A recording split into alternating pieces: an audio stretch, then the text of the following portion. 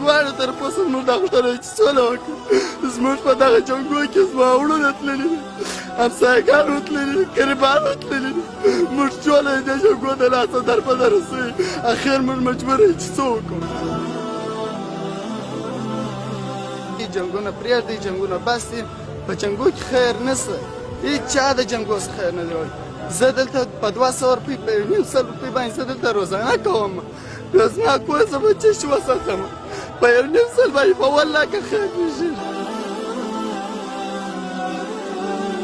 نو زموږ د دواړو طرفو څخه دغه غوښتنه وي چې تاسې سوله وکړئ.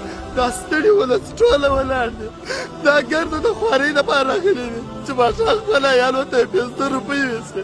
یوه ډبکه غوړي دي په 300 افغانۍ 350 افغانۍ دي.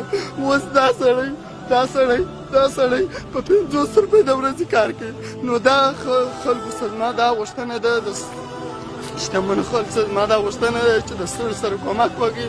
د دې دولت څخه زموږ دا غوښتنه چې زموږ سره دې کومک وکړي. موږ ټوله ستړي خلک. جنگ د زهر بوی دے اور سود مرگ پیرادا.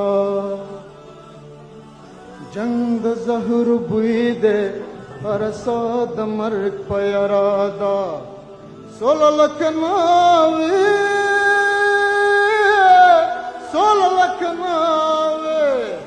سولہ لکھنوی دڑمبئی پہ معطرادا. سولہ لکھنوی دڑمبئی پہ معطرادا. جنگ زہر بوئی دے اور ساد مرگ پیرادا.